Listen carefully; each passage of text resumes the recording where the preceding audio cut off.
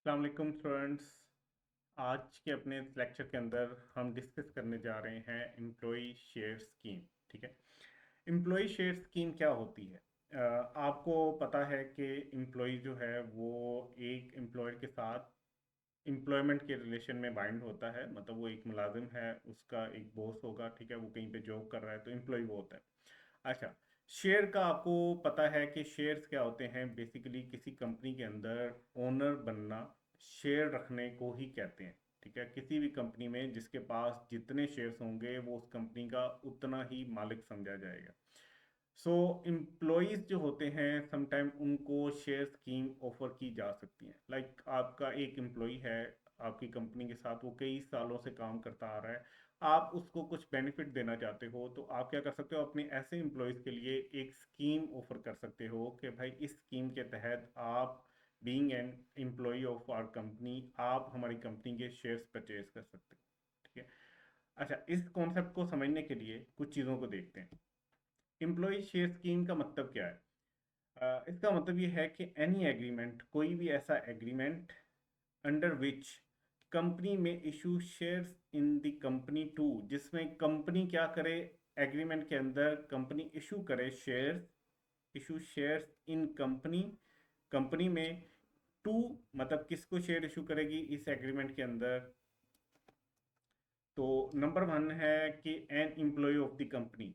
ठीक है, अपनी कंपनी के ही किसी एम्प्लॉय को एक एग्रीमेंट के अंदर अगर कंपनी शेयर्स इशू करे, ठीक है, या employee of an associated company, अपने एम्प्लॉय को कंपनी शेयर इशू कर रही है, या employee of an associated company, associated company है ये आपकी एक बड़ी ही करीबी कंपनी है, उसके एम्प्लॉयज को भी आप शेयर इशू कर सकते हो।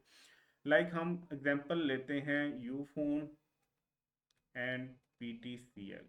ठीक है, यूफोन और पीटीसीएल क्या है तो आपको बताता चलूं कि पीटीसीएल ने यूफोन के काफ़ी सारे शेयर्स खरीद रखे हैं।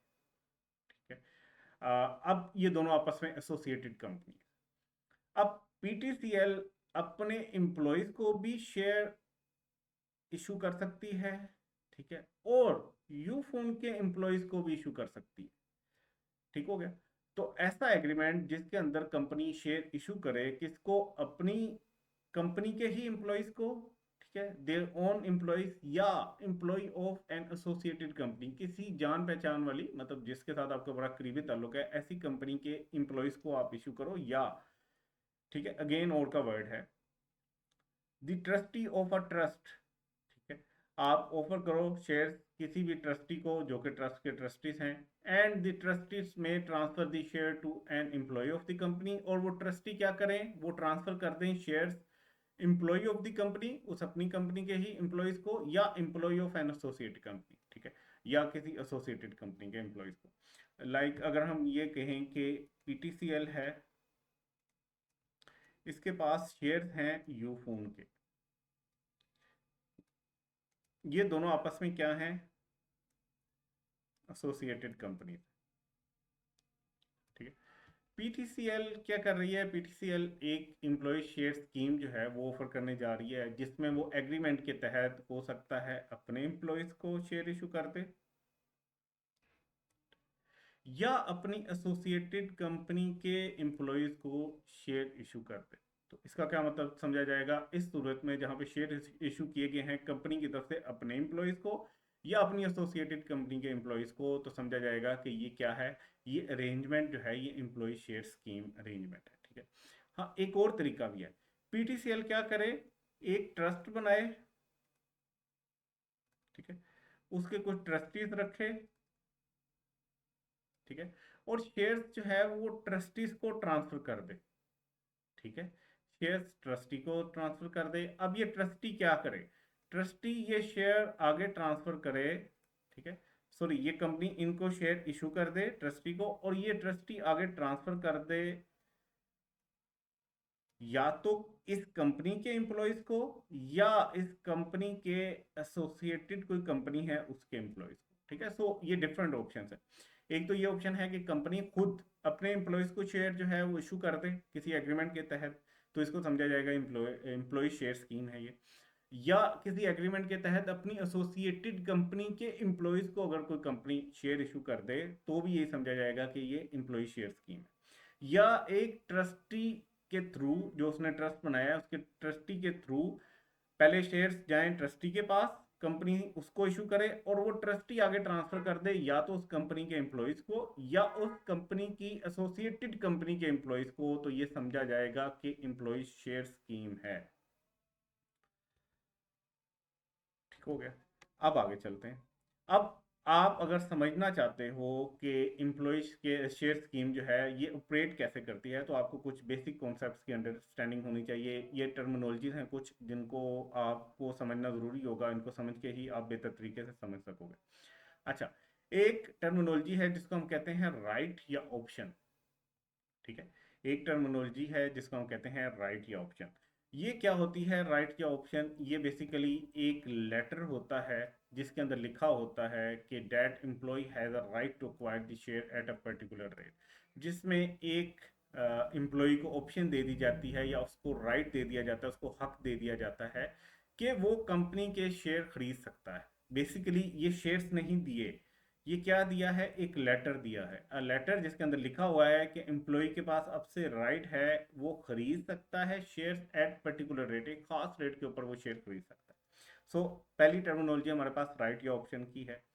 सेकंड टर्मिनोलॉजी है एक्सरसाइज ऑफ राइट्स। ठीक है, ये जो आपको हक मिला था, अब उसको हक को आप जताने जा रहे हो या उसको एक्सरसाइज करने जा रहे हो, या परचेज ऑफ शेयर। इसमें क्या होता है, person with the right letter purchases the share at the mention rate. ठीक है, इन राइट लेटर, जो राइट लेटर के ऊपर उसको एक हक दिया गया था कि इस रेट के ऊपर आप कंपनी के शेयर खरीद सकते हो, अगर वो एम्प्लॉय उस हक को जताते हुए वो शेयर खरीद लेता है तो हम उसे क्या कहते हैं कि उसने अपने राइट को एक्सरसाइज कर दिया। ठीक है, और जब वो शेयर खरीद लेगा तो वो ओनर बन जाएगा। फिर एक है कि फेस वैल्यू शेयर्स। किसी भी शेयर की फेस वैल्यू क्या होती है? फेस का मतलब है शक्ल, शक्ल के ऊपर उसके क्या वैल्यू लिखी हुई है। तो कोई भी डिनोमिनेशन ऑफ शेयर्स जो है वो उसकी फेस वैल्यू हो सकती है। जनरली इट इज 10 पर शेयर। ठीक है, इससे कम ज़्यादा भी हो सकती है। बेसिकली क्या है कि आप जब शेयर इशू कर रहे होते हो ना, तो आप उसके ऊपर फेस के ऊपर लिख देते हो उसकी फेस वैल्यू कि ये कितने की फेस वैल्यू का शेयर है। से एक शेयर 10 रुपए का है, कम ज़्यादा भी हो सकता है बट नॉर्मली 10 रुपए का एक शेयर होता है। फिर हमारे पास एक टर्मिनोलॉजी है market value of shares. Market value of share क्या होता है? Price at which share is traded in stock market. जिस प्राइस के ऊपर शेयर जो है वो स्टॉक मार्केट पे ट्रेड हो रहा होता है उसको उसकी मार्केट वैल्यू ऑफ शेयर कहते हैं। This may be less than, equal और मोर देन फेस वैल्यू। ये लाजमी नहीं है कि अगर आपके शेयर की फेस वैल्यू 10 रुपये है तो मार्केट वैल्यू भी 10 रुपये की होगी, वो स्टॉक एक्सचेंज पे 10 रुपये का ही ट्रेड हो रहा हो, ऐसा ज़रूरी नहीं है। ये 11 का भी बिक सकता है, 15 का भी बिक सकता है, 8 का भी बिक सकता है, 10 का भी बिक सकता है, किसी भी प्राइस पे बिक सकता है। ठीक है, सो ये कुछ टर्मिनोलॉजीज थी हमारे पास। अब थोड़ा सा एक कॉन्सेप्ट को समझें। ये शेयर स्कीम क्या होती है? सबसे पहले ना, जो कंपनी अपने एम्प्लॉयज़ को या अपने एसोसिएटेड कंपनी के एम्प्लॉयज़ को डायरेक्टली या इनडायरेक्टली शेयर ट्रांसफर करना चाह रही है, इनडायरेक्टली से मुराद ये है कि कोई ट्रस्ट बना के उसके थ्रू अगर ट्रांसफर करना चाह रही है, जो भी उसके पास ऑप्शन है। ठीक है, डायरेक्टली ए में लिखा हुआ है, इनडायरेक्टली बी में लिखा हुआ। कोई भी कंपनी जब share employee share scheme offer करना चाह रही होती है तो वो सबसे पहले अनाउंसमेंट करती है। ठीक है, वो ऐलान करेगी कि भाई हम अपने एम्प्लॉयज़ के लिए एक स्कीम जो है वो लॉन्च करने जा रहे हैं जिसमें वो शेयर्स हमारे खरीद सकते हैं। उसके बाद वो क्या करते हैं, समटाइम तो क्या होता है कि आप कहते हो कि भाई जिसने खरीदना है खरीद लो। समटाइम क्या होता है कि आप एम्प्लॉयज को कहते हो कि भाई हम आपको एक हक देंगे जिसमें आप शेयर्स खरीद सकते हो। अगर आप उस हक को लेना चाहते हो, वेल एंड गुड, आप शेयर्स खरीद लेना। अगर आप नहीं लेना चाहते तो बेशक ना खरीदना, लेकिन एक आपको हम राइट देंगे कि आप हमारे शेयर्स खरीद सकते हो। एक कंपनी की एग्जांपल लो, उस कंपनी के अंदर से के 1000 से ज़्यादा एम्प्लॉयज़ हैं, काम कर रहे हैं। कंपनी कहती है कि एक खास जो है ना नंबर ऑफ एम्प्लॉयज़, उनकी कोई भी हायरार्की में पोजीशन हो सकती है या ओवरऑल सारे एम्प्लॉयज़ के लिए वो कह सकती है कि हम उनको एक स्कीम ऑप्शन जो है ना स्कीम ऑफर करने जा रहे हैं जिसके अंदर वो क्या करेंगे, वो हमारे शेयर्स खरीद सकेंगे। अच्छा, अब इसका मतलब ये नहीं है कि कंपनी जो है वो कहे कि सारे एम्प्लॉयज़ आते जो और हमसे शेयर खरीदते। तो जो हो सकता है कि कंपनी कहे कि हम ना सारे एम्प्लॉयज़ को एक लेटर इशू करेंगे जिसके ऊपर लिखा हुआ होगा कि आप इतने शेयर्स खरीद सकते हो, आप इतने शेयर्स के हकदार हो। वो डिपेंड करता है कि वो कितने शेयर्स के हकदार बनते हैं, इसके पीछे उनकी डेजिग्नेशन भी हो सकती है, इनके पीछे उन्होंने कितना काम किया कंपनी में, कोई भी रीज़न हो सकती है। हम एक एग्जांपल ले लेते हैं, से कि लाइक पीटीसीएल कंपनी है, ये क्या चाह रहे हैं, ये चाह रहे हैं कि एक स्कीम हम लॉन्च करें जिसमें हम अपने एम्प्लॉयज़ को शेयर जो है वो इशू कर सकें, ठीक है। तो इन्होंने क्या किया, इन्होंने अनाउंसमेंट कर दी कि भाई जो जो हमारे एम्प्लॉयज़ शेयर खरीदना चाहते हैं, ठीक है, जो जो विलिंग है उनको पता लग गया है कि हम जो है ना शेयर स्कीम जो है वो ऑफर करने जा रहे हैं। तो अनाउंसमेंट हो गया, ऐलान हो गया, ठीक है। सारे एम्प्लॉयज़ को जो है वो खबर पहुंची। अब कंपनी ने क्या किया होगा, कंपनी ने देखा होगा कि कौन सा बंदा किस डेजिग्नेशन पे है या कौन सा बंदा कितने टाइम से यहाँ पे है, उस हिसाब से जो शेयर टोटल वो इशू करने जा रही है, से कि वो स्कीम लॉन्च कर रहे हैं कि हम 5,000 शेयर्स जो है वो इशू करने जा रहे हैं और ये 5,000 शेयर्स हम अपने डिफरेंट एम्प्लॉयज़ को इशू करेंगे, ठीक है। उसमें से डिफरेंट लोगों को, से कि एक मिस्टर अमजिद हैं, इनको इन्होंने एक खत दिया जिसमें कहा गया कि इस खत के तहत आपको हक दिया जाता है, आपके पास राइट है कि आप इस कंपनी के से कि 1,000 शेयर इशू करवा सकते हो, ठीक है। ये सिर्फ इसको हक दिया गया है, इसने अभी शेयर इशू नहीं करवाए, इसने शेयर्स लिए नहीं है। कंपनी ने मिस्टर अमजद को एक राइट दे दिया कि आप हमारे 1,000 शेयर खरीद सकते हो, किसके अंदर, एम्प्लॉय शेयर स्कीम के अंदर, ठीक है। एक मिस्टर अली हैं, इनको कहा गया आप 500 शेयर्स खरीद सकते हो, ठीक है। एक हैं कोई बिलाल, ठीक है, इनको कहा गया कि आप जो है वो 2,000 खरीद सकते हो। फिर इसी तरह हो सकता है कोई असद हो, उसको कहा गया हो कि आप 2,500 शेयर्स खरीद सकते हो। सो ये सारे शेयर्स मिला के वो कह रहे हैं कि हमने अपने एम्प्लॉयज़ को 5,000 शेयर्स इशू करने हैं। इन सब को लेटर्स मिल के, अच्छा ये लेटर्स फ्री ऑफ कॉस्ट भी हो सकते हैं या इन लेटर्स के अगेंस्ट जो है वो एम्प्लॉयज़ से कुछ पैसे भी चार्ज किए जा सकते हैं, ठीक है। ये डिपेंड करता है कंपनी के ऊपर, से कि वो पैसे भी ले रहे हैं, वो कह रहे हैं कि भाई मिस्टर अमजद आपको 1,000 शेयर्स मिल सकते हैं, अगर आप ये राइट लेना चाहते हो कि आप ये हमसे एक लेटर ले लो जिसके ऊपर लिखा हुआ हो कि आप 1,000 शेयर्स के हकदार हैं, तो हमें से कि 25,000 रुपये जमा करवा दो। तो ये राइट लेटर जो है अगेंस्ट सम पेमेंट भी इशू किया जाता है, नॉर्मली इसी तरह पेमेंट के अगेंस्ट इशू किया जाता है। अब इन सब ने क्या किया, कुछ पैसे जमा करवा के इन्होंने ये राइट ले लिया कि आप ये खरीद सकते हैं शेयर्स कंपनी के, इनके पास हक है कि ये शेयर्स खरीद सकते हैं।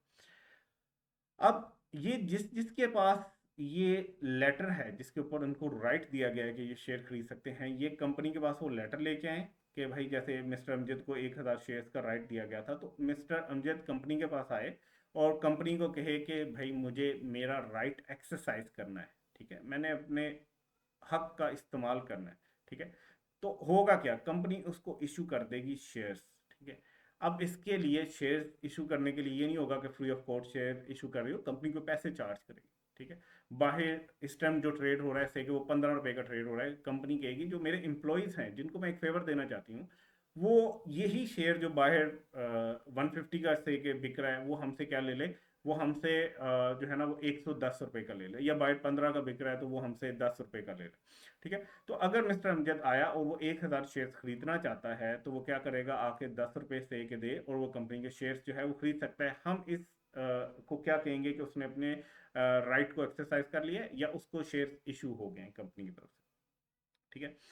अच्छा मिस्टर अली जो हैं ये नहीं खरीदना चाहते अपने शेयर्स, ठीक है, इनको लगता है कि भाई ठीक है 500 का जो 500 शेयर्स मुझे मिल सकते हैं, मेरे पास हक है उसका, वो लेटर तो मैंने कुछ पैसे दे के खरीद लिया 2-3 हज़ार रुपये, अब मैं ये अपना हक जो है मैं उसको एक्सरसाइज नहीं करना चाहता। हाँ मैं अपना हक किसी और एम्प्लॉय को जरूर बेच सकता हूँ, लाइक असद जो है इनको 25,000 का राइट मिला हुआ है, तो ये अली जो है ये अपने राइट को भी इसको बेच सकते हैं कुछ पैसे लेके, ठीक है। तो फिर असद के पास कितने हो जाएंगे, 3,000 जो है ना वो शेयर्स खरीदने का राइट हो जाएगा उसके पास। असद भी आगे 10 रुपए के हिसाब से जो है वो शेयर्स खरीद लेगा एंड सो ऑन, ये इस तरह से स्कीम काम करती है, ठीक है। आई नो आपको शायद थोड़ी सी मुश्किल लग रही हो, बट अगर लॉजिकली देखोगे तो चीज़ें आसान लगना शुरू हो जाएंगी। हुआ क्या है कि कोई भी कंपनी अपने एम्प्लॉयज़ को शेयर इशू कर सकती है, ठीक है, किसी भी एग्रीमेंट के तहत, ठीक है। अब उस एग्रीमेंट के तहत अगर वो अपने एम्प्लॉयज़ को शेयर इशू कर रही है तो हम उसे कहेंगे कि ये एम्प्लॉय शेयर स्कीम के तहत शेयर्स इशू हैं। अच्छा ये सिंपल प्रोसेस नहीं होता कि एम्प्लॉय को बुलाया, उससे पैसे लिए, उसको शेयर इशू कर दिया या फ्री ऑफ कॉस्ट उसको शेयर दे दिया। होता क्या है, सबसे पहले कंपनी एक राइट लेटर इशू करती है और उसकी भी एक कीमत होती है कि भाई इस एम्प्लॉय को इतना राइट दिया जाएगा अगर वो ये लेटर हमसे खरीद लेता है या इस लेटर के अगेंस्ट कुछ थोड़े से पैसे जमा करवा देता है। अगर उसने वो जमा करवा दिए तो उसको एक राइट लेटर मिल जाएगा कि अब तुम्हारे पास हक है कि तुम इतने शेयर खरीद सकते हो। अच्छा, ये तो क्या हो गया, इशुएंस ऑफ राइट लेटर। ये जो इवेंट हुआ इसको हमने क्या कहा कि इशुएंस ऑफ राइट लेटर। सबसे पहला इवेंट क्या था, जिसमें कंपनी ने अनाउंस किया था कि कंपनी जो है वो एम्प्लॉय शेयर स्कीम ऑफर करने जा रही है। सेकंड इवेंट क्या हुआ, जिसमें कंपनी ने इशू कर दिए right letter to its employees या किसी एसोसिएटेड कंपनी के एम्प्लॉयज को डायरेक्टली या इनडायरेक्टली। अच्छा, थर्ड इवेंट क्या होगा, जब एम्प्लॉय उस राइट को एक्सरसाइज करेगा, वो खत लेके जाएगा अपने कंपनी के पास और उसको कहेगा मेरे पास हक है, ये देखो आपने मुझे लिख के दिया हुआ है, मैं इतने शेयर्स आपसे ले सकता हूँ इस प्राइस के ऊपर, तो अब ज़रा मुझे मेरे शेयर्स दे दें। तो कंपनी उसको शेयर्स इशू कर देगी। तो इस इवेंट को क्या कहेंगे कि उसने अपने राइट को एक्सरसाइज कर लिया या कंपनी ने शेयर्स इशू कर दिए। ठीक है, तो एक क्वेश्चन करते हैं, फिर मजीद क्लियर होगा। अच्छा, उमर है एक एम्प्लॉय, ठीक है, उसने राइट परचेज किया। उसने क्या किया, राइट परचेज किया, नॉट शेयर्स। ठीक है, शेयर्स नहीं परचेज किए, उसने सिर्फ अपना हक परचेज किया। उमर ने राइट्स परचेज किए, कितने के परचेज किए, 5,000 शेयर्स खरीदने के राइट्स परचेज किए। और उसने राइट्स के लिए जो कॉस्ट पे की वो कितनी पे की, 25,000। ठीक है, उमर ने 25,000 की कॉस्ट पे करके कंपनी में शेयर्स खरीदने के राइट्स जो हैं वो खरीद लिए। ठीक है, राइट्स खरीद लिए, दोबारा कह रहा हूँ, राइट्स खरीद लिए। दी राइट्स आर परचेज्ड ऑन 1 मार्च 2024। ठीक है, 1 मार्च 2024 को उसने 5,000 शेयर्स खरीदने के राइट्स को परचेज कर लिया। ठीक है, अभी उसने शेयर्स नहीं खरीदे, सिर्फ हक को खरीदा अपने। अच्छा, ही एक्सरसाइज दी राइट, उसने अपने हक को इस्तेमाल किया, एक्सरसाइज कर लिया। And purchase the shares on, और उसने शेयर्स परचेज कर लिए कब, 1 अप्रैल 2024 को, मतलब 1 मार्च को उसको राइट मिला था, उसने उसके अगेंस्ट 25,000 पे किए थे, अब उसने उसको एक्सरसाइज कर लिया 1 महीने बाद 1 अप्रैल को। इसने पे कितना किया, इसने पर शेयर 350 रुपये पे किए और शेयर जो हैं वो इशू करवा लिए। अच्छा, जिस स्टेट को इसने एक्सरसाइज किया था ना अपना राइट, उस स्टेट को फेयर मार्केट वैल्यू क्या थी शेयर्स की, वो थी 380 पर शेयर। अब देखिए, आपको समझ आएगी। मार्केट में 380 रुपये का शेयर बिक रहा था, लेकिन आप एम्प्लॉय थे कंपनी के, कंपनी ने शेयर स्कीम आपके लिए ऑफर की हुई थी, उसमें आपको कितने का मिल रहा था, 350 रुपये का एक शेयर मिल रहा था। ठीक है, मतलब 30 रुपये बाकी लोगों से सस्ता मिल रहा था। हाँ, आपने उसका राइट खरीदने के लिए 25,000 दिए हैं, बिल्कुल दिए हैं, लेकिन आपको ये फिर भी सस्ता पड़ रहा हो। अच्छा, अब आपने क्या करना है, आपने कैलकुलेट करना है इनकम फ्रॉम सैलरी को फॉर द टैक्स ईयर 2024। तो ये सारी ट्रांजैक्शन या इवेंट कब हुआ है, टैक्स ईयर 2024 के अंदर हुआ है।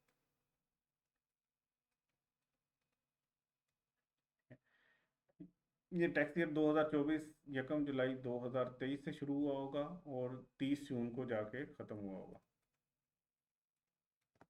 ठीक है, इसने जाके कहीं यहाँ पे मार्च में राइट खरीदे।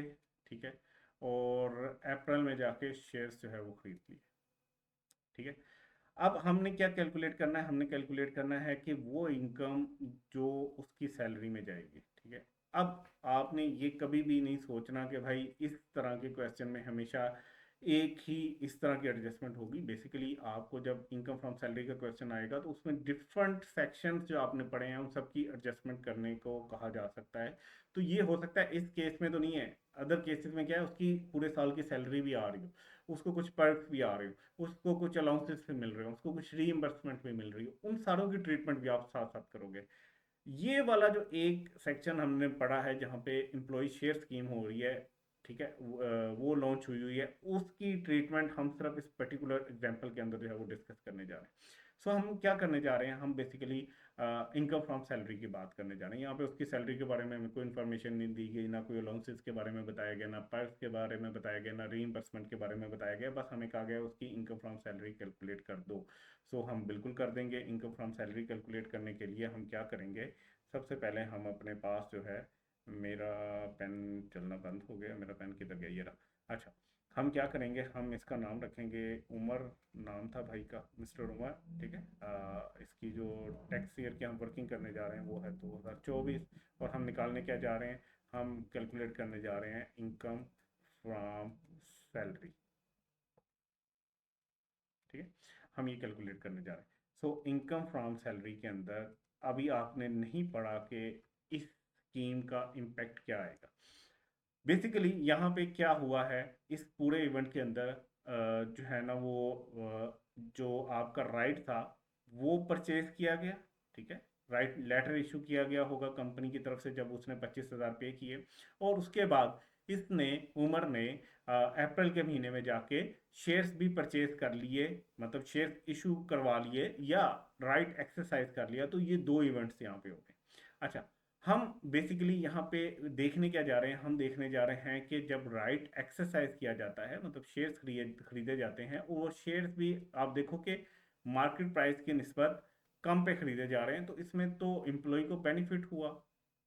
ठीक है, अगर वो उस कंपनी का एम्प्लॉय ना होता और उसके शेयर खरीदना चाह रहा होता तो वो शेयर जाके मार्केट में से खरीदता, तो उसको एक शेयर 380 रुपये का मिलना था। लेकिन क्योंकि वो उसका एम्प्लॉय है और कंपनी ने एक शेयर स्कीम लॉन्च की हुई है जिसके तहत वो 5,000 शेयर खरीद सकता है और वो सस्ते खरीद सकता है। ठीक है, तो अब हमें ये पता लगा कि यहाँ पे तो इस स्कीम के तहत तो एम्प्लॉय को मिलता है बेनिफिट। तो जब भी एम्प्लॉयर की तरफ से एम्प्लॉय को कोई बेनिफिट मिलता है तो हम क्या करते हैं, हम उसको इनकम फ्रॉम सैलरी में ऐड कर लेते हैं। सो यहाँ पे हमें जो इनकम फ्रॉम सैलरी में ऐड करना है वो बेसिकली कैसे करना है हम वो सीखने जा रहे हैं। इनकम फ्रॉम सैलरी में जो हमने ऐड करना है, सबसे पहले हम क्या करेंगे, फेयर मार्केट वैल्यू लेंगे कि भाई अगर ये बाजार से खरीदता शेयर्स तो कितने के खरीद पाता।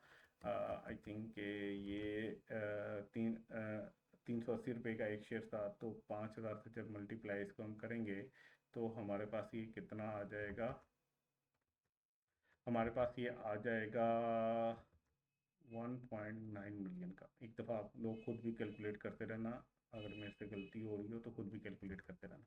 अच्छा, ये तो उसने शेयर्स अगर मार्केट से खरीदे होते तो उसको इतने के पड़ते, लेकिन उसने शेयर्स कितने के खरीदे हैं, उसको कॉस्ट ऑफ शेयर्स जो है, कॉस्ट जितनी भी शेयर्स के अगेंस्ट उसने बेयर किया उसको उसमें से लेस करते हैं।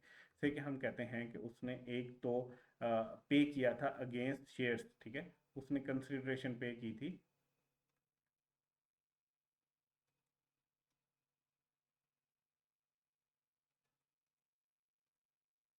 ठीक है, उसने कंसिडरेशन पे की थी अगेंस्ट शेयर के, वो कितने उसने पे की थी। मेरा पेन जो है वो थोड़ा सा इशू करने लग गया है।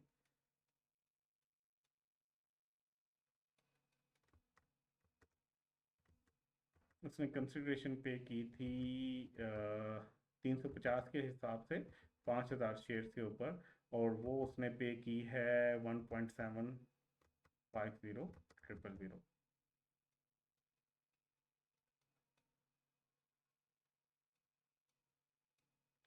हम इसमें से ये लेस कर देंगे, प्लस उसने कुछ कंसिडरेशन और भी पे की थी शेयर खरीदने से पहले अगेंस्ट राइट। ठीक है, वो उसने कितनी पे की थी, वो उसने 25,000 पे की थी। ठीक है, अब ये मैंने पता नहीं क्यों इस साइड पे क्वेश्चन स्टार्ट कर लिया था। अब ये आपको शायद नज़र भी ना आ रहा हो। तो अब हम इन तीनों का, जब इन तीनों को नेट करेंगे, मतलब जितने का वो मार्केट वैल्यू उसकी जितनी थी और उसमें से हम उसकी कॉस्ट को लेस कर देंगे, तो हमारे पास जो फिगर आएगी वो आएगी 1,25,000। ठीक है, 1,25,000 जो उसको फ़ायदा हुआ है इस शेयर ऑप्शन स्कीम की वजह से, ये 1,25,000 जो है ये इसकी इनकम फ्रॉम सैलरी में ऐड होगी, 1,25,000। ठीक है, आपको आई थिंक ये समझ आ गई होगी। अगर नहीं समझ आई तो अभी इसका सलूशन मैं आपके सामने लेके आता हूँ तो मज़ीद क्लियर हो जाएगा। मिस्टर उमर है। ठीक है, टैक्स ईयर जो है वो हमारे पास 2024 है, उसकी इनकम फ्रॉम सैलरी कैलकुलेट करने जा रहे हैं। हम सबसे पहले क्या करेंगे कि fair market value of shares ले लेंगे जो कि 380 रुपये के हिसाब से एक शेयर बिक रहा है, तो 5,000 शेयर्स की मार्केट वैल्यू आ गई 1.9 मिलियन हमारे पास। ठीक है, 1.9 मिलियन में से हम क्या करेंगे, कॉस्ट ऑफ शेयर्स निकाल देंगे। कॉस्ट हमने दो सूरतों में पे की थी, पहले तो हमने राइट भी परचेज किए थे तो उसके अगेंस्ट हमने 25,000 दिए हुए हैं, प्लस हमने जब राइट को एक्सरसाइज किया तो उस टाइम भी हमने पैसे दिए, 350 रुपये दिए हमने राइट को एक्सरसाइज करते हुए, 5,000 शेयर्स खरीदे, तो ये इतनी वैल्यू आ गई हमारे पास। और हमने राइट्स के अगेंस्ट जो पे किए हुए थे वो 25,000 थे, तो टोटल हमारी जो कॉस्ट आ गई शेयर्स को खरीदने की वो इतनी आ गई। ये अगर इसमें से हम लेस कर दें मार्केट वैल्यू में से, तो हमें जो फ़ायदा हुआ इस शेयर स्कीम के तहत वो हुआ 1,25,000 का। ये क्या है? हमारी इनकम फ्रॉम सैलरी। ठीक है, ये हमने क्या सीखा कि जब एम्प्लॉय राइट एक्सरसाइज कर ले तो आपने उसको जो भी बेनिफिट हुआ है इस एक्सरसाइज में वो उसकी इनकम फ्रॉम सैलरी में ऐड कर लेना है। एक और एग्जांपल हम जो है ना वो डिस्कस कर लेते हैं। अच्छा, इस एग्जांपल में क्या है कि कासिम ने परचेज किए राइट्स। कासिम ने 2,000 शेयर्स को खरीदने के राइट्स को परचेज कर लिया। अब शेयर्स अभी नहीं खरीदे, दोबारा बता रहा हूँ, राइट्स को खरीदा है। ठीक है, उसने इन राइट्स को खरीदने के लिए कुछ कॉस्ट पे की जो कि थी 22,000। ठीक है, अच्छा, the rights are purchase on यकम मार्च 2024। इसने 2024 के साल में ही यकम मार्च 2024 को इसने ये राइट्स परचेज कर लिए थे। हमने क्या करना है? हमने कैलकुलेट करनी है इसकी इनकम फ्रॉम सैलरी। ठीक है, टैक्स ईयर 2024 की, लेकिन दो केसेस में। एक केस ये है कि ही सोल्ड दी राइट्स फॉर 25,000। उसने कहा कि मैं इन राइट्स को एक्सरसाइज नहीं करना चाहता, मैं क्या करूंगा, मैं इन राइट्स को किसी और एम्प्लॉय को बेच देता हूँ। बिल्कुल बेच सकता है भाई।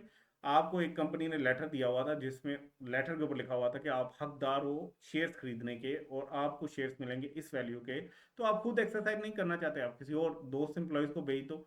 ठीक है, आपने से कि 22,000 के जो है वो राइट्स खरीदे थे, आप 25,000 के बेच दो।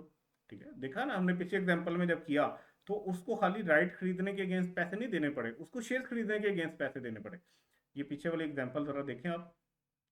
राइट्स तो बहुत सस्ते थे, 5,000 शेयर खरीदने के राइट्स उसको 25,000 में मिल गए थे उमर को। लेकिन मसला क्या था, जब उसने शेयर्स खरीदने थे तो उसको 5,000 शेयर्स खरीदने के लिए 17,50,000 चाहिए था। तो हर एम्प्लॉय के पास तो इतने पैसे नहीं होंगे। तो बहुत से एम्प्लॉय क्या कहेंगे कि नहीं भाई, हमें नहीं शेयर होल्डिंग चाहिए, हमारे पास इतना पैसा नहीं है कि हम आपके शेयर्स इवन के मार्केट से सस्ते भी मिल रहे हैं तब भी खरीद सकें। हम क्या करते हैं, हम अपना राइट किसी और को बेच देते हैं, किसी और एम्प्लॉय को। तो बिल्कुल किया जा सकता है। ये एग्जाम्पल ही क्या है, डिस्पोजल ऑफ राइट किया, जहाँ पे आप अपना राइट डिस्पोज कर सकते हो। तो यहाँ पे इस कासिम ने क्या किया, उसने अपने जो 2,000 शेयर्स को खरीदने का राइट था वो 22,000 का खरीद के 25,000 में बेच दिया। अब हुआ क्या भाई, 22,000 की चीज 25 में बेचने के काबिल कैसे हुए? क्योंकि आप जॉब कर रहे थे, आप एम्प्लॉयमेंट में थे, और आपको एक एम्प्लॉयर ने बेनिफिट दिया कि आपको उसने राइट दे दिया कि आप उसके शेयर खरीद सकते हो। वो कागज का टुकड़ा आपके लिए बेनिफिट था, आपने उस कागज के टुकड़े को खरीदा 22,000 में और आगे बेच रहे हो 25 में। तो बेनिफिट तो हुआ, किस वजह से हुआ? एम्प्लॉयर की वजह से हुआ, क्योंकि उसने एम्प्लॉय शेयर स्कीम जो थी वो लॉन्च की थी। तो ये जो बेनिफिट हुआ है आपको, ये भी तो आपकी इनकम फ्रॉम सैलरी का पार्ट होना चाहिए। ठीक है, तो हम इसकी ट्रीटमेंट करेंगे। अच्छा, दूसरी सिचुएशन क्या है या दूसरा केस क्या है कि अगर वो शेयर्स को सेल ही नहीं करता, उसने सिंपल 2,000 शेयर्स खरीदने के राइट्स को खरीद लिया, लेटर ले लिया कंपनी से कि मैं अब हकदार हूँ, इतने रेट के ऊपर मैं आपके शेयर्स खरीद सकता हूँ 2,000 शेयर्स। लेकिन उसने क्या किया, उसने आगे नहीं बेचा। उसने कहा मैं अभी शेयर्स भी नहीं परचेज कर रहा, मैं अपने राइट को भी नहीं एक्सरसाइज कर रहा, लेकिन मैं अपना राइट किसी को भी नहीं दे रहा। तो दोनों सिचुएशंस में देख लेते हैं। पहली सिचुएशन कि अगर वो बेच दे अपना राइट, 22,000 का खरीद के 25,000 में बेच दे, तो मिस्टर कासिम की income from salary tax year 2024 की कैसे निकलेगी कि उसने कंसिडरेशन रिसीव कितनी की against sale of rights. Rights को बेचने के अगेंस्ट उसने कितने पैसे वसूल किए? 25,000। और उसको कॉस्ट ऑफ राइट कितनी पड़ी? अब यहाँ पे मैंने कॉस्ट ऑफ शेयर्स नहीं लिखा क्योंकि उसने शेयर्स नहीं बेचे, शेयर्स तो उसके पास थे ही नहीं, उसने अपना राइट एक्सरसाइज ही नहीं किया, उसने तो बेसिकली अपने राइट को बेचा। तो राइट की कॉस्ट कितनी थी जो उसने कंसिडरेशन पे की थी फॉर राइट्स, जो कि थी 22,000। तो उसकी इनकम फ्रॉम सैलरी में कितना चला गया बेनिफिट जो उसको हुआ इस सारे इवेंट के थ्रू, जो कि था 3,000, ये उसकी इनकम फ्रॉम सैलरी में चला जाएगा। अच्छा, सेकंड ऑप्शन जहाँ पे वो कुछ भी नहीं, राइट को बेचता नहीं है, तो इसमें तो कोई बेनिफिट अभी तक उसने एम्प्लॉयर से नहीं लिया। हाँ, एम्प्लॉयर ने उसे कहा मेरे से राइट खरीद लो, उसने खरीद लिए, लेकिन आगे नहीं बेचे ना, अभी उसको एक्सरसाइज किया। सो यहाँ पे कुछ भी नहीं ऐड किया जाएगा उसकी इनकम फ्रॉम सैलरी के अंदर। Nothing will be added in the income from salary of mister Qasim. ठीक है, अब एक और क्वेश्चन कर लेते हैं। ये क्वेश्चन ये कहता है कि एक कंपनी है जिसने लॉन्च किया है एक एम्प्लॉय शेयर स्कीम, उसने एम्प्लॉय शेयर स्कीम को लॉन्च किया है। मिस्टर आतिफ जो कि एम्प्लॉई हैं, इस कंपनी के, उन्होंने परचेज कर लिए राइट्स कितने में, 5,000 में, सॉरी 5,000 शेयर खरीदने के राइट्स परचेज कर लिए।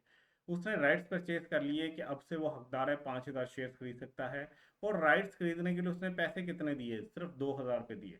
तो मिस्टर आतिफ ने क्या किया कि 2,000 कंपनी को दिए और कंपनी से ये राइट खरीद लिए कि अब वो कंपनी के 5,000 शेयर खरीद सकता है, उसके पास ऑप्शन है या उसके पास राइट है। ठीक है। सो राइट इज परचेज ऑन 20 अगस्त 2013। ठीक है। उसने ये राइट्स का परचेज किया 2013 में। तो ये अगस्त का महीना टैक्स ईयर 2013 में आ रहा है या 2014 में आ रहा है, ये 2014 में आ रहा है। ठीक है। यकम जुलाई 2013 से टैक्स ईयर 2014 स्टार्ट हो गया होगा, तो ये अगस्त का महीना 2014 वाले टैक्स ईयर में आ रहा है। ठीक है। मेरी लाइट भी बंद हो गई है। ठीक है, नज़र आ रहा है, काम चल जाएगा।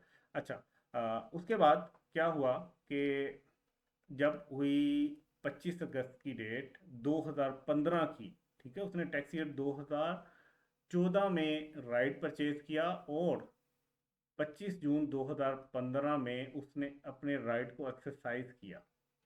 ठीक है। और उसने क्या किया, परचेज कर लिया शेयर्स को बाय पेइंग 334 रुपये पर शेयर। उसने 334 रुपये पर शेयर पे करके अपने राइट को एक्सरसाइज कर लिया। मतलब उसके पास 2,000 शेयर खरीदने का राइट था, उसने उसको एक्सरसाइज कर लिया। Fair market value of the shares on the date is 370 per share. ठीक है। उस टाइम मार्केट में जो शेयर्स का रेट था वो 370 रुपये पर शेयर था। उसने कितने में अपना राइट एक्सरसाइज किया, 334 रुपये में। All of the shares are sold on 25 June 2016 for ₹430 पर शेयर। अभी एक नई चीज़ आ गई हमारे पास। ठीक है। अब इस सिचुएशन के अंदर, इस क्वेश्चन के अंदर कुछ इवेंट्स हुए हैं। पहला इवेंट जो था इस क्वेश्चन के अंदर वो था कि उसने राइट को परचेज किया। ठीक है।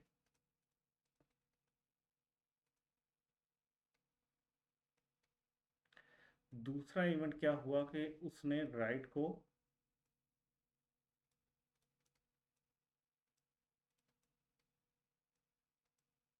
एक्सरसाइज किया। ठीक है। उसने अपने राइट का फ़ायदा उठा लिया। और तीसरा इवेंट क्या हुआ कि अब उसने शेयर्स को बेच दिया।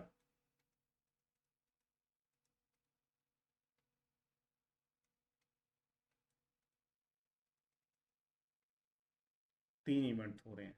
अब हम ये देखेंगे कि इवेंट्स किस किस टैक्स ईयर्स में हो रहे हैं। अच्छा, जो उसने राइट परचेज किया था ना, ये राइट परचेज किया था 20 अगस्त 2013 में। इसका मतलब ये है कि टैक्स ईयर 2014 के अंदर उसने राइट परचेज किया था, सॉरी, राइट परचेज किया था। अच्छा, अब उसने 25 जून 2015 में जो है ना वो उसको एक्सरसाइज कर लिया था, तो टैक्स ईयर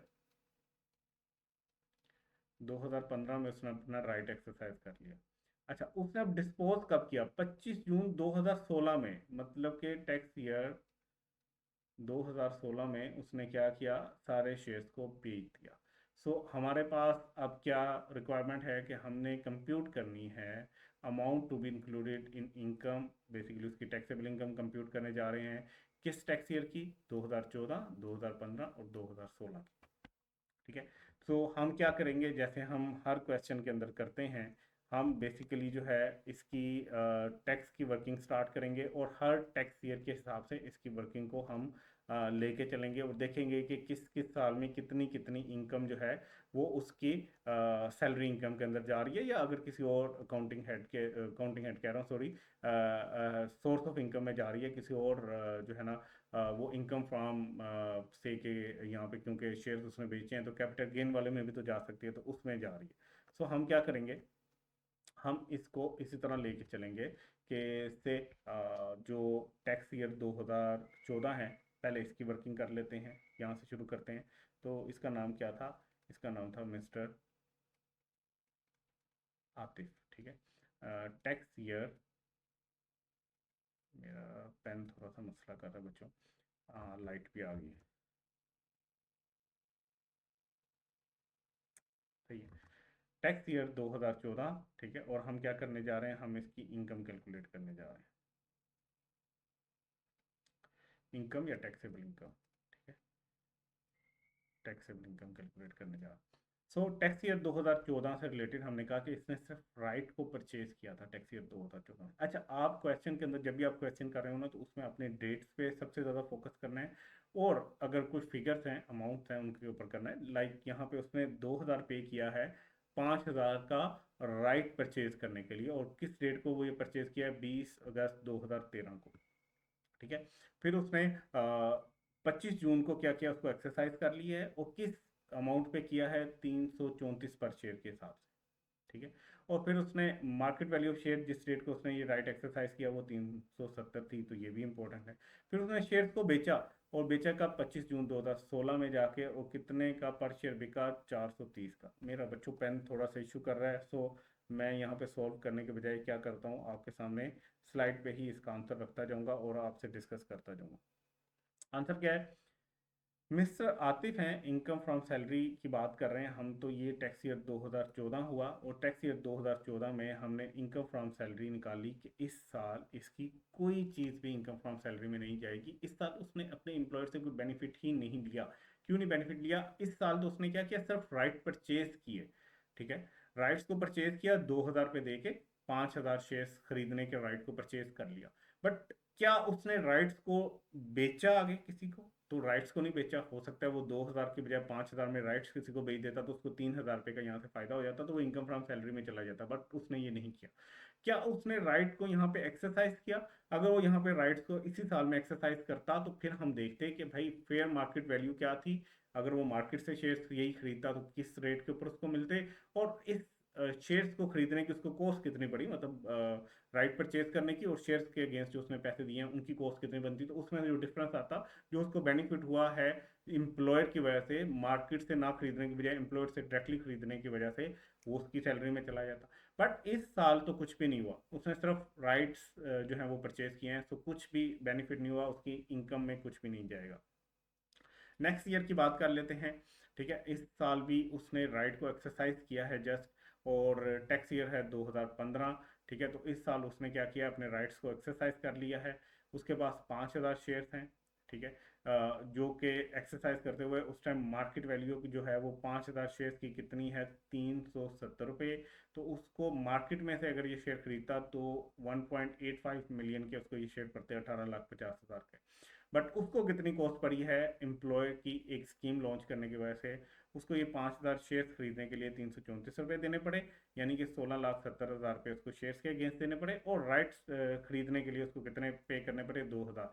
तो उसको टोटल जो है वो 16,72,000 रुपये पे करने पड़े 5000 शेयर्स लेने के लिए। उसकी कॉस्ट 16,72,000 थी, और अगर ये मार्केट से खरीदता तो ये 18,50,000 के खरीदता। तो उसको बेनिफिट कितने का हो, उसको बेनिफिट हुआ 1,78,000 का। तो ये इनकम फ्रॉम सैलरी में ऐड हो जाएगा, और उसके ऊपर फिर हम टैक्स लायबिलिटी कैलकुलेट करके उसको टैक्स देना पड़ेगा। टैक्स ईयर 2016 की बात कर लेते हैं। इस साल इनकम फ्रॉम सैलरी नहीं है, इस साल तो एम्प्लॉयर ने उसको कोई बेनिफिट नहीं दिया, so here we can write income from capital gain, ठीक है। अच्छा, अभी क्योंकि बेसिक लेवल के क्वेश्चंस कर रहे हैं, तो हम ये नहीं देख रहे कि ये जो कैपिटल गेन हुआ है, ये तो अगर लिस्टेड कंपनी का है तो सेपरेट ब्लॉक में चला जाएगा, ये वो सारी चीज़ें हम नहीं देख रहे। हम क्या कर रहे हैं कि ये प्राइवेट कंपनी का शेयर है, और एनटीआर की इनकम ही इसको कंसिडर करने के बाद हम उसकी कर रहे हैं, और उस हिसाब से ही इसका टैक्स लगेगा, ठीक है। वैसे खैर इसका जो कैपिटल गेन है उसको कैलकुलेट करने की हम बात कर रहे हैं। जो कैपिटल गेन कैलकुलेट करना है वो क्या है कि भाई आपको ये शेयर बेच के कितने पैसे मिले। आपको 5000 शेयर्स के बदले हर शेयर के लिए 430 रुपये मिले, यानी कि 5000 शेयर आपने कितने के बेचे, 21,50,000, ठीक है। 21,50,000 के आपने शेयर्स बेचे। अब इनकी कॉस्ट की बात करते हैं, तो देखो आपने कंपनी को पे किए हुए थे 334 के हिसाब से 5000 शेयर्स के अगेंस्ट 16,70,000, ठीक है। और राइट्स के अगेंस्ट आपने पे किए हुए थे 2,000 रुपये, ठीक है। यहाँ पे पीछे देख लो आप, ये उसको कॉस्ट पड़ रही थी शेयर्स की 16,72,000। बट पिछले साल उसने जब ये एक्सरसाइज किया था तो वो एक टैक्स भी दे के आया था इनकम फ्रॉम सैलरी के अंदर, वो कितना था, 1,78,000। इसका मतलब क्या है कि उसने पिछले साल जो राइट को एक्सरसाइज किया तब मार्केट वैल्यू क्या थी कि अगर वो मार्केट से खरीदता तो उसको 18,50,000 के पड़ते, बट उसने कंपनी की शेयर स्कीम को अवेल करते हुए 16,70,000 शेयर्स के अगेंस्ट दिए और 2,000 राइट्स के अगेंस्ट दिए, मतलब 16,72,000 के उसने शेयर्स खरीदे। तो उसको बेनिफिट कितना हुआ था? 1,78,000 का, जो उसकी सैलरी इनकम में चला गया। अब ये बेनिफिट भी आपने यहाँ से लेस करना है, मतलब कि ये इसकी कॉस्ट का हिस्सा समझा जाएगा, क्योंकि इसके बेनिफिट के ऊपर तो आप इनकम फ्रॉम सैलरी में टैक्स दे आए हो। तो बेसिकली आप क्या क्या लेस कर रहे हो as cost from consideration against disposal of shares? आप कंसिडरेशन जो आपको मिली है शेयर्स को डिस्पोज करने की, उसके अगेंस्ट आप क्या क्या लेस कर रहे हो? नंबर एक, जो आपने कंपनी को शेयर खरीदने के बदले में पैसे दिए। नंबर दो, राइट के अगेंस्ट जो आपने पैसे दिए। नंबर तीन, जो आपको अमाउंट के ऊपर आपने टैक्स दिया, जो आपको बेनिफिट हुआ था जब आपने शेयर एक्सरसाइज किए थे। तो इनकम फ्रॉम सैलरी में जो आपको बेनिफिट गया था 1,78,000 का, वो भी मिला के कॉस्ट में से निकालोगे। सो ये देखो, आप इन तीनों का सम कितना आया मेरे पास? 18,50,000। ये बेसिकली वही प्राइस है जिस दिन आपने अपने शेयर्स को एक्सरसाइज किया था, राइट को एक्सरसाइज किया था, उस टाइम जो मार्केट वैल्यू थी ना, ये वही आ रही है। तो आप बेसिकली कैपिटल गेन किस पे निकालोगे? आप कंसिडरेशन लोगे जो आपको बेचते हुए मिली है, और उसमें से मार्केट वैल्यू ऑफ शेयर्स निकाल दोगे जो उस टाइम थी जब आपने अपनी शेयर्स को एक्सरसाइज किया। लेकिन ये डायरेक्टली नहीं निकालनी आपने। आपने ये तीन चीज़ें लिखनी है अलग अलग, के शेयर्स इतने के थे, राइट इतने का था, और इतना मैंने इनकम फ्रॉम सैलरी के अंदर डाला था। ठीक है। उसके बाद आपके इनकम फ्रॉम कैपिटल गेन में कितना जाएगा? वो चला जाएगा 3 लाख, और इसके ऊपर आप टैक्स को कैलकुलेट करोगे। सो हमने ये एक काफ़ी जो है ना डिटेल वाला क्वेश्चन एक सॉल्व किया। एक दफ़ा आपने ये काम करना है कि इस क्वेश्चन को ना आपने खुद से दोबारा सॉल्व करना है इस वीडियो पे दिल रोक के। नेक्स्ट क्वेश्चन पे आते हैं। ठीक है। नेक्स्ट क्वेश्चन ये कहता है कि एक कंपनी ने लॉन्च की एक एम्प्लॉय शेयर स्कीम। ठीक है। मेरा पेन फिर गायब हो गया,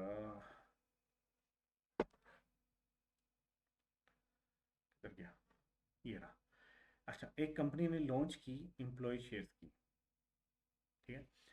उसमें मिस्टर उमर जो कि एक एम्प्लॉय थे, उन्होंने खरीदे राइट्स टू परचेज शेयर्स, मतलब उसने राइट्स खरीद लिए।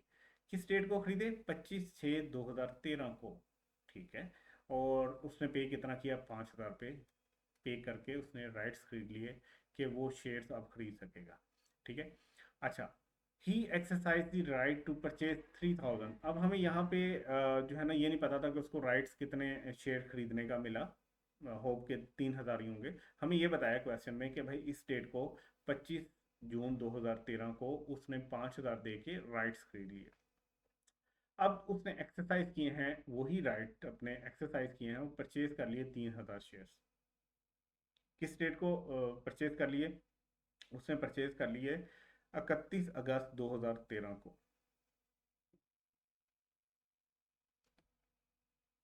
31 अगस्त 2013 को उसने शेयर्स परचेज कर लिए। इस इवेंट को हम क्या कहेंगे कि उसने अपने राइट को एक्सरसाइज कर लिया या उसको शेयर्स इशू हो गए।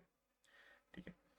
अच्छा, उसने 3,000 शेयर जो खरीदे, वो पर शेयर उसको कितने पैसे पे करने पड़े ये राइट एक्सरसाइज करने के लिए? 120 रुपये पर शेयर उसको पे करना पड़ा, तो फिर उसको 3,000 शेयर्स मिले। According to the scheme, he was not allowed to transfer the shares before completion of 2 years. उसको कहा गया कि भाई खबरदार, तुमने 2 साल तक अपने शेयर्स को नहीं बेचना, जो तुम्हें इस वजह से दिए गए हैं कि तुम हमारे एम्प्लॉय हो, तुमने हमें सर्व किया है, तो हम तुमको थोड़े सस्ते में शेयर्स दे रहे हैं। तो कंपनी ने क्या किया? एक रिस्ट्रिक्शन लगा दी। ठीक है। एक इजाज़त नहीं दी कि आप इस शेयर को आगे ट्रांसफ़र नहीं कर सकोगे 2 साल कंप्लीट होने तक। ठीक है।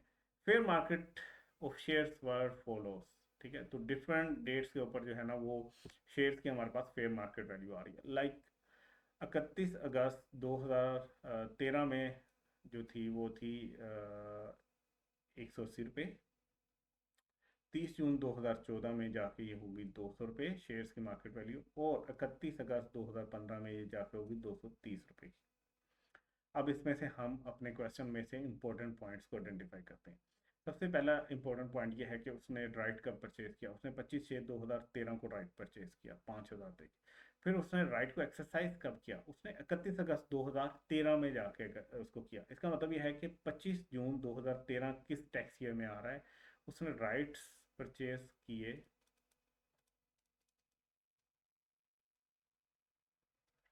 वो परचेज किए उसने 25, मेरा पेन नहीं चल रहा, मैं वीडियो नहीं रोकना चाह रहा, सो हम इसको कंटिन्यू करेंगे। इसके लिए सॉरी कि आपको थोड़ा सा मसला हो रहा होगा। पेन थोड़ा मेरा ना रुक रहा है, आई डोंट नो कि इसके पीछे रीज़न क्या है। आ, शायद जो है ना मेरा पैड सही से कनेक्ट नहीं हो पा रहा। खैर हम कंटिन्यू करते हैं। उसने राइट को परचेज किया 26/6/2023 को, जो कि बन गया टैक्स ईयर 2013। ठीक है, 30 जून 2013 से पहले पहले का पीरियड है ना, तो टैक्स ईयर 2013 में इसने राइट को एक्सरसाइज कब किया?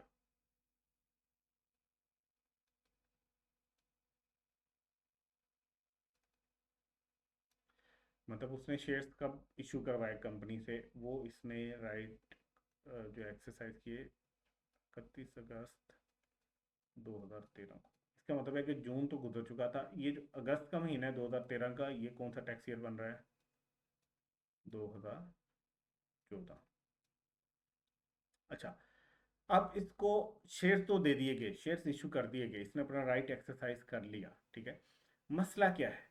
लेकिन इसको इजाजत नहीं थी 2 साल कंप्लीट होने से पहले पहले अपने शेयर्स बेचने की। इसका मतलब क्या है कि 2 साल कब पूरे हुए होंगे? 31 अगस्त 2013 को पहला साल था, ठीक है। 31 अगस्त 2014 दूसरा साल, 31 अगस्त 2015 तीसरा साल, ठीक है। इसका मतलब यह है कि 31 अगस्त को उसने खरीदा था, 2 साल पूरे कब हो रहे हैं उसके?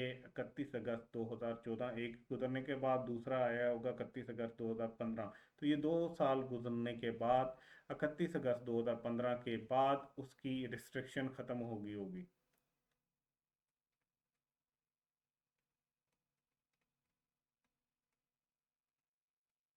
रिस्ट्रिक्शन रिमूव कब हुई है उसकी?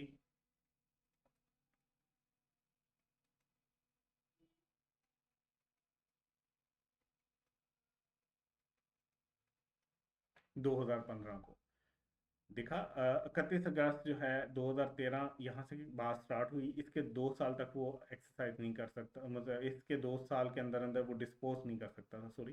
तो 31 अगस्त 2014 को एक साल पूरा हुआ, 31 अगस्त 2015 को दूसरा साल पूरा हुआ, तो अब वो अपने शेयर्स को बेच सकता है, उसके ऊपर से रिस्ट्रिक्शन रिमूव हो गई है। तो ये 3 डेट्स थी यहाँ। अब इन 3 डेट्स के हिसाब से हमने करना क्या है, उसने हमें कहा है कि आपने ये बताना है कि आपकी टैक्सेबल इनकम के अंदर जो है वो कौन सी अमाउंट जाएगी टैक्स ईयर 2013 में, 2014 में, 2015 में और 2016 में, ठीक है।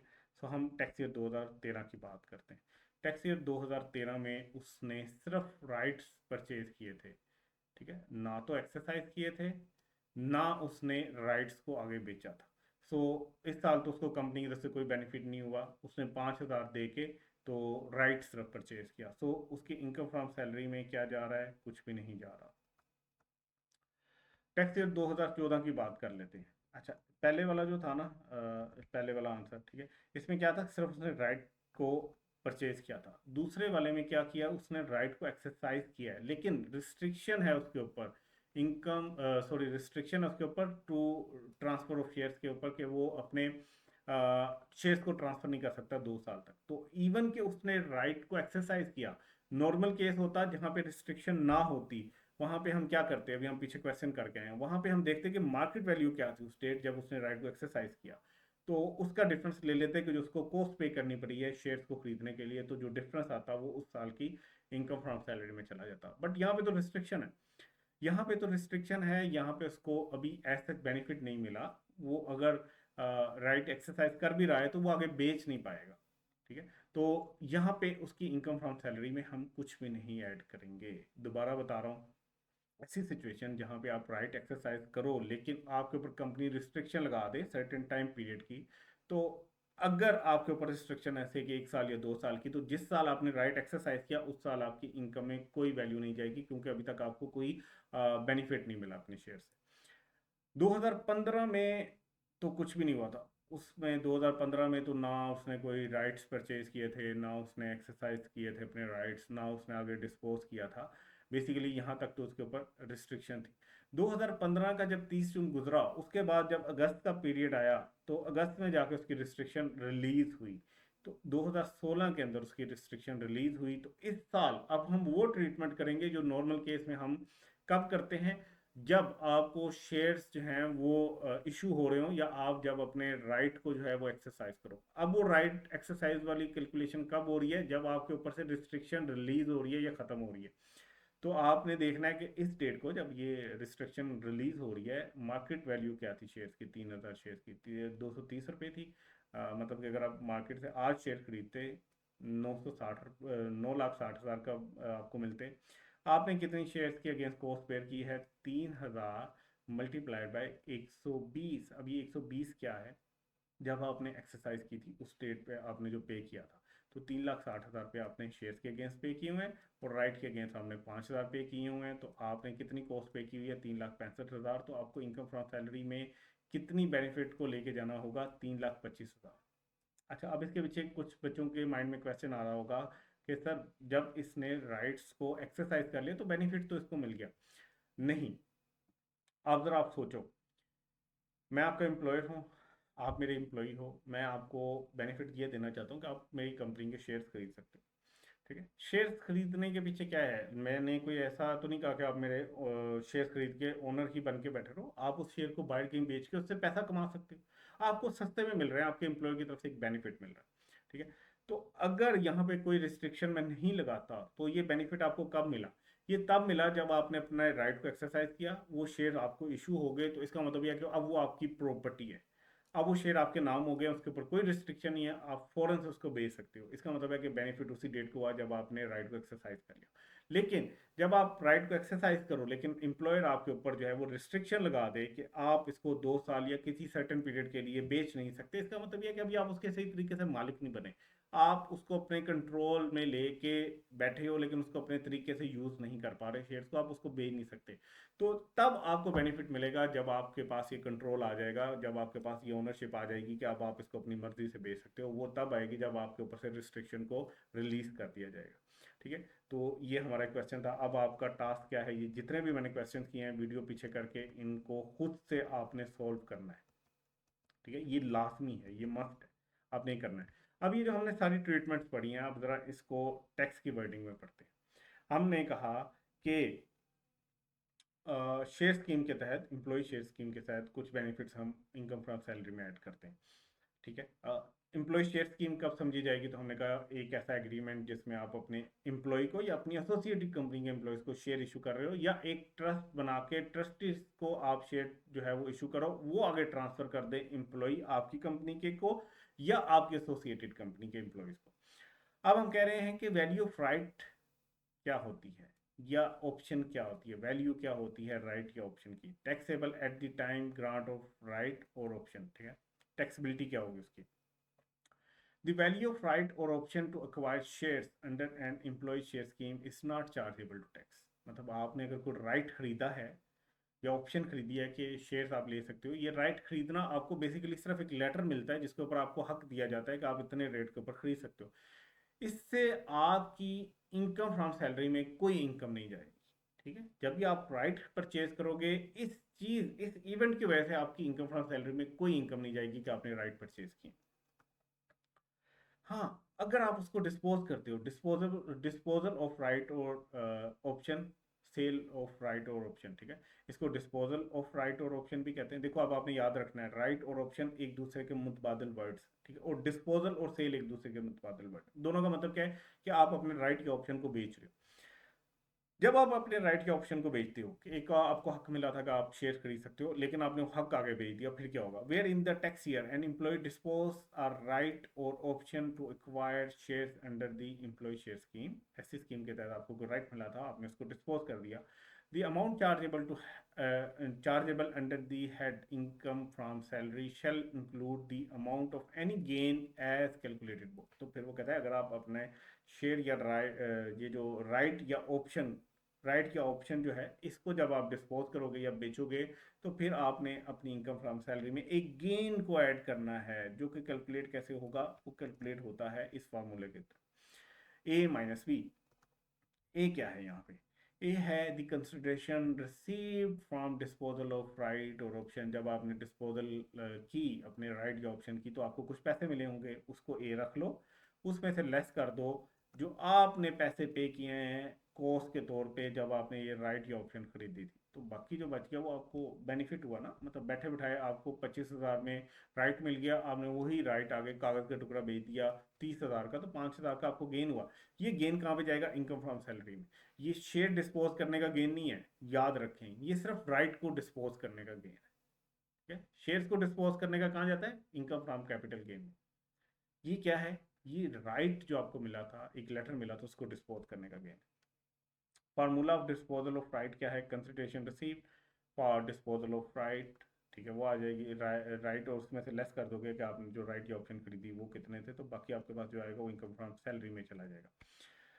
नेक्स्ट है हमारे पास कि exercise of right, acquisition of right और issuance of share by company. तीनों चीज़ों को आपने याद रखना है। ये तीन नामों से पुकारा जा सकता है। जब आप अपने राइट को एक्सरसाइज कर लो, ठीक है, यानी कि आप अपने शेयर्स को एक्वायर कर लो, या यानी कि जब कंपनी आपको शेयर इशू कर दे, तो तीनों का सेम मतलब है। आपके पास राइट था, आपको कंपनी ने शेयर इशू कर दिए, या आपने उस राइट के अगेंस्ट शेयर एक्वायर कर लिए, या आपने अपने राइट को एक्सरसाइज कर लिया, तीनों का मतलब एक ही है। ये याद रखना है, ये याद रखना है। क्वेश्चन में वो इनमें से कोई भी वर्ड यूज कर सकता है, तो आपने हमेशा एक्सरसाइज ऑफ राइट के ऊपर ही नहीं फोकस करना। इनमें से कोई भी वर्ड यूज हो तो इसका मतलब ये कि अगर आपके पास राइट लेटर था तो आपने उसको बेसिकली एक्सरसाइज कर लिया। Where shares are issued to an employee under the employee share scheme, including as a result of exercise of an option, the following amount is chargeable। वो कहता है अगर आप अपने राइट को एक्सरसाइज करते हो और आपको शेयर्स इशू कर दिए जाते हैं, या आप शेयर्स को एक्वायर कर लेते हो, या अपने राइट को एक्सरसाइज कर लेते हो, तो कौन सी अमाउंट चार्जेबल होगी? The fair market value of the share at the date of issue. जिस डेट को वो आपको शेयर इशू है, जिस डेट को आपने राइट एक्सरसाइज किया, उस डेट की market value, fair market value क्या थी शेयर्स की, वो ले लो, इसमें से लेस कर दो, less consideration paid by employee for the shares. आपने जो कंसिडरेशन पे की शेयर्स खरीदने के लिए, एंड जो आपने कंसिडरेशन पे की राइट और ऑप्शन को खरीदने के लिए, दोनों में से लेस कर दो। बेसिकली फार्मूला क्या है? जब आप एक्सरसाइज अपने राइट को करते हो तो आपने क्या करना है? Fair market value of shares ले लेनी है, जिस डेट को वो शेयर इशू है या जिस डेट को आपने अपने राइट को एक्सरसाइज किया हो, आपके पास वो आ जाएगा। इसमें से लेस आपने बेसिकली करनी है कॉस्ट ऑफ शेयर्स, जो आपकी कॉस्ट है शेयर्स खरीदने की। वो कैसे आएगी? कॉस्ट ऑफ राइट और कॉस्ट ऑफ शेयर, ये दोनों चीज़ें इसमें से जब आप लेस करोगे तो आपके पास टोटल आ जाएगी कि ये शेयर आपको कितने के पड़े। ठीक है, एक तो जितने के आपने शेयर्स खरीदे उनके अगेंस्ट जितने पैसे दिए वो, और एक आपने जो राइट खरीदा उसके अगेंस्ट जितने पैसे दिए वो। बाकी जो वैल्यू बचेगी ये आपके कहाँ चली जाएगी? इनकम फ्रॉम सैलरी में। ठीक है, अब लास्ट इसमें यह था कि शेयर जब इशू हो कंपनी की तरफ से, लेकिन उसके ऊपर रिस्ट्रिक्शन लगा दी जाए कि आप उसको ट्रांसफर नहीं कर सकते, तो फिर क्या करेंगे? Where shares are issued to an employee under an employee share scheme. एक स्कीम के तहत जब एम्प्लॉय को शेयर इशू किए जाएं, and there is a restriction on transfer. ठीक है, और उसकी रिस्ट्रिक्शन लगा दी जाए ट्रांसफर के ऊपर। Nothing will be added in income until employee has free right to transfer the share. ठीक है, ये वही बात है, जब आपका कंट्रोल आ जाएगा शेयर्स के ऊपर, फिर आपने अपनी इनकम में कुछ ऐड करना है। On getting the free right to transfer, जब आपके पास ये आ जाएगा, आपके ऊपर से रिस्ट्रिक्शन रिलीज हो जाएगी, रिस्ट्रिक्शन जो है वो उठ जाएगी, फिर आपने क्या करना है? The salary shall include the fair market value of shares at the time employee has free right to transfer the share. जिस दिन आपके ऊपर से वो रिस्ट्रिक्शन उठी, उस डेट को देखो कि क्या मार्केट वैल्यू है वो ले लो, लेस उसमें से कंसिडरेशन कर दो अगर एम्प्लॉय ने जो शेयर्स खरीदने के लिए या राइट खरीदने के लिए पे किए। ठीक है, however if the employee dispose of these shares before getting the free right to transfer, अगर वो उससे पहले डिस्पोज कर देता है, the shares the salary shall include the fair market value of the share at that time। ठीक है, the employee dispose the share less consideration paid, उसने जो की है of the share और if option के लिए उसने कोई पे किया। ठीक है। वो कहता है लेकिन अगर ऐसा हो कि आप पहले डिस्पोज कर दो, आपको भी फ्री राइट ट्रांसफर से पहले पहले आप उसको किसी तरह डिस्पोज कर दो, तो फिर सैलरी में इंक्लूड होगी fair market value of the share at the time employee disposes the share. फिर ये नहीं देखना कि कब रिस्ट्रिक्शन खत्म हुई है, जब आपने डिस्पोज किया वो, और उसमें से आप लेस कर दोगे कि आपने जो एम्प्लॉय को पे किया, एम्प्लॉयर को पे किए शेयर खरीदने के लिए और राइट खरीदने के लिए। ठीक है। लास्ट है जी calculation of cost of share computing tax credit. ठीक है, capital gain at the time of disposal. ठीक है, तो अब ये हमने एक पढ़ा था कि जब आप जो है वो कैपिटल गेन में लेके जा रहे थे, एक एग्जांपल के अंदर जब आपने शेयर्स को डिस्पोज किया था, तो फिर आपने क्या करना है, द कॉस्ट ऑफ शेयर्स क्या ली जाएगी। देखो नॉर्मली क्या होता है, जब हमारे पास कुछ शेयर्स होते हैं जो other than share scheme, employee share scheme के तहत हमने खरीदे हों, जब उसको बेचते हैं तो हम चुप करके क्या करते हैं कि कितने के बिके, कंसिडरेशन ले ली, उसमें से हम लेस कर देते हैं जितनी की उसकी कॉस्ट थी। यहाँ पे बात और है, यहाँ पे आपको क्या हुआ, आपको राइट मिला होगा, आपने उस राइट को एक्सरसाइज किया होगा, जब आपने एक्सरसाइज किया होगा, अगर तो रिस्ट्रिक्शन नहीं है तो जिस स्टेट को आपने एक्सरसाइज किया है उस स्टेट की मार्केट वैल्यू ले ली होगी, फेयर मार्केट वैल्यू, उसमें से आपने कॉस्ट लेस कर दी होगी जो एम्प्लॉय पे कर रहा होगा एम्प्लॉयर को, लाइक उसने शेयर्स खरीदने के लिए जो कॉस्ट पे की और राइट खरीदने के लिए जो कॉस्ट पे की। अगर रिस्ट्रिक्शन हुई तो फिर आप क्या करोगे, जिस दिन वो रिस्ट्रिक्शन उतरेगी उस दिन आपने क्या करना है, फेयर मार्केट वैल्यू लेनी है उस दिन की, और उसमें से लेस कर देना है जो उसकी कॉस्ट थी परचेज करने की शेयर को, और जो राइट परचेज करने की थी वो कॉस्ट दोनों लेस कर देनी है, और फिर आपके पास जो वैल्यू आएगी वो आप कहाँ पे ले जाओगे, इनकम फ्रॉम सैलरी में। इसका मतलब यह है कि आप कुछ ना कुछ टैक्स पहले भी इस स्कीम के तहत इनकम फ्रॉम सैलरी में दे चुके हो। सो अब जब आप उसको डिस्पोज करोगे, अब आप बेचोगे, ठीक है, आपने पहले, आपको लेटर इशू हुआ, राइट लेटर, फिर आपने क्या किया, उसको एक्सरसाइज किया, शेयर आपके नाम हो गए, उसके ऊपर आपने इनकम फ्रॉम सैलरी में कुछ टैक्स भी दे दिया क्योंकि वो आपको कम रेट पे मिले थे। अब आपके वो शेयर्स हैं, आपको एम्प्लॉय शेयर स्कीम में मिले, अब आप उसको बेचोगे तो डिस्पोजल के ऊपर गेन होगा, जो गेन कौन सा होगा, कैपिटल गेन होगा। उसके लिए क्या करोगे, उसके लिए आपने ये करना है कि consideration given by the employee for the shares, ये लेना है, कॉस्ट निकाल रहे हैं। देखो हम सिंपल केस में कैपिटल गेन के लिए क्या करते थे, जो हमें कंसिडरेशन मिली होती थी लेस कर देते थे कॉस्ट ऑफ शेयर्स। यहाँ पे कॉस्ट कैसे निकलनी है, जब आप डिस्पोज कर रहे हो शेयर्स को, तो आपने जो कंसिडरेशन पे की है एम्प्लॉय ने शेयर्स के लिए, प्लस जो कंसिडरेशन पे की है एम्प्लॉय ने राइट के लिए या ऑप्शन के लिए, और plus the amount chargeable to tax under the head salary, ये तीनों को मिला के आपकी कॉस्ट बनेगी, जो आप कंसिडरेशन में से लेस करोगे तो कैपिटल गेन निकलेगा। ठीक है, ये हमने वैसे वहां पे नहीं किया था, ये यहाँ पे ही कर रहे हैं, इसको छोड़ देते हैं हम। ठीक है, ये हम यहाँ पे ही कर रहे हैं। In case disposal of share of a private company, gain जो है वो चार्जेबल टू हेड होता है इनकम फ्रॉम कैपिटल गेन, और अगर यही लिस्टेड कंपनी के शेयर्स हों, पब्लिक कंपनी के शेयर्स हों, जो कि टैक्स के मुताबिक कौन सी होती है, लिस्टेड कंपनी होती है, या कुछ और भी उसमें डेफिनेशन में आ रही हैं चीज़ें, टैक्स के मुताबिक अगर आपने पब्लिक कंपनी के शेयर डिस्पोज किए तो फिर सेपरेट ब्लॉक में जाते थे, और हमें ये पता है, हम ये पढ़ के आए इनकम फ्रॉम कैपिटल गेन में। ठीक है, चले इंशाल्लाह नेक्स्ट लेक्चर के अंदर हम नेक्स्ट टॉपिक को डिस्कस करेंगे। अभी आपका काम क्या है कि ये जितने क्वेश्चंस भी मैंने करवाए हैं इन सबको आपने दोबारा से करना है। अपना ख्याल रखिएगा, इंशाल्लाह मिलेंगे नेक्स्ट वीडियो में। अल्लाह हाफिज़।